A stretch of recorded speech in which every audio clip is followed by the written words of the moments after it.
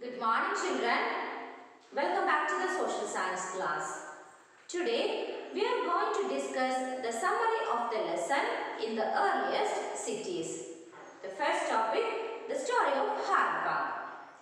Nearly 150 years ago, when railway lines were being laid down for the first time in the Punjab, engineers stumbled upon the site of Harappa in present-day Pakistan. To them, it seemed like a mount that was a rich source of ready-made, high-quality bricks. So, they carried off thousands of bricks to build railway lines. Many of these buildings were completely destroyed. Then, about 80 years ago, archaeologists found this site and they realized that this was one of the oldest cities in the subcontinent. They also found other cities in its surrounding areas where similar kinds of buildings and other things were used. So these cities were thus called Harappan cities. The next topic, what was special about these cities? Many of these cities were divided into two or more parts. Usually the part to the west was smaller but higher. Archaeologists described this as the citadel. The part to the east was larger but lower. This is called the lower town. Each part was surrounded by massive stone walls, and these walls were made of baked bricks. These bricks were so well made that they have lasted for thousands of years. The bricks were laid in an interlocking pattern, and that made the walls strong. In Mohenjo-daro, archaeologists have been found a special tank which was called Great Bath.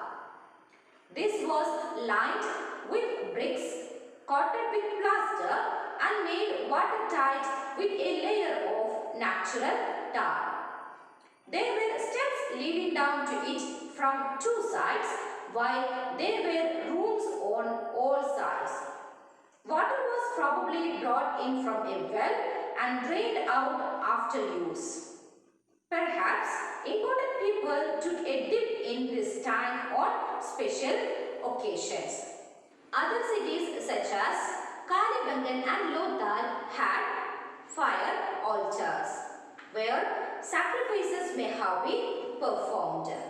And some cities like Mohenjo-daro, Harappa and Lothal had elaborate storehouses.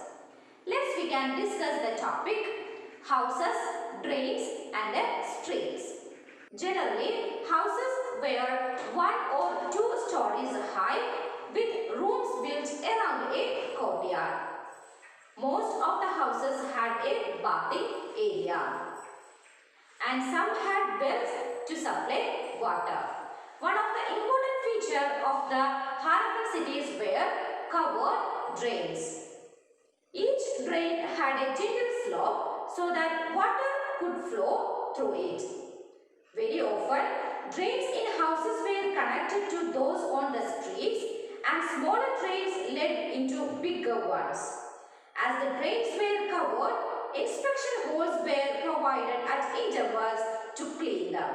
Next topic is life in the city. The city consisted of 3 types of groups: rulers, scribes and craftspersons. The rulers were planned the construction of special buildings in the city. They sent people to distant lands to get metal, precious stones, gold, silver and other valuable things. The second set of people were scribes. People who knew how to write and help prepare seals were called scribes. And the third set of people were craftspersons. There were men and women craftspersons making all kinds of things either in their own home or in workshops. Many terracotta toys have been found, and a long ago children must have played with this. Terracotta means a type of fired clay. Let's begin discuss the topic new crafts in the city. Archaeologists have been found the objects made of stone, shell and metal, including copper, bronze, gold and silver. Copper and bronze were used to make tools, weapons, ornaments and vessels. Gold and silver were used to make ornaments and vessels. The striking finds are those of beads, weights and blades. Look at these stone weights. How carefully and precisely these weights are shaped. These were made of chert, a kind of stone. These were probably used to weigh precious stones or metals. These are ornaments made of beads. Many of these were made out of carnelian, a beautiful red stone. The Harappans also made seals out of stone. These are generally rectangular and usually have an animal carved on them. And they also made pots with beautiful black designs. Cotton was probably grown at Meherga from about 7,000 years ago. Actual pieces of cloth have found attached to the lid of a vessel. Archaeologists also have been found spindle wheels which was used to spin thread. Work was done by the specialist in the Harappan cities. A specialist is a person who trained to do only one kind of work. For example, cutting stone or polishing beads or carving seals. Look at this stone statue. How well the face is carved and how carefully the beard is shown. This must have been the work of an expert craftsperson. So, the work was done by the specialist in the Harappan cities. Our next topic, in search of raw materials. The Harappans probably got copper from present-day Rajasthan and even from Oman in West Asia. Tin may have been brought from present-day Afghanistan and Iran. Gold could have come all the way from present-day Karnataka and precious stones from present-day Gujarat, Iran and Afghanistan. Let's begin discuss the topic food for people in the cities. While many people lived in the cities, others living in the countryside grew crops and reared animals. These farmers and herders supplied food to the city people. Another important finding was a new tool. The plough was used to dig the earth for turning the soil for planting seeds. As this region does not receive heavy rainfall, some form of irrigation may have been used.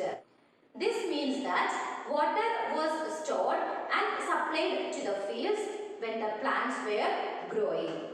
The Harappans were reared animals like cattle, buffalo, goat and sheep. Water and pastures were available near the settlements.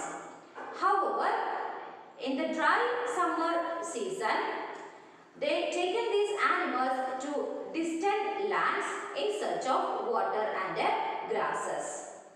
Our next topic is a closer look Harappan towns in Gujarat. The city of Dhalavira was located on Khadir Beach in the Rann of Kutch, where there was fresh water and fertile soil. Unlike some of the other Harappan cities which were divided into two parts, the city of Dhalavira was divided into three parts. Each part was surrounded by massive stone walls with entrances through gateways. There was also a large open area in the settlement where public ceremonies could be held.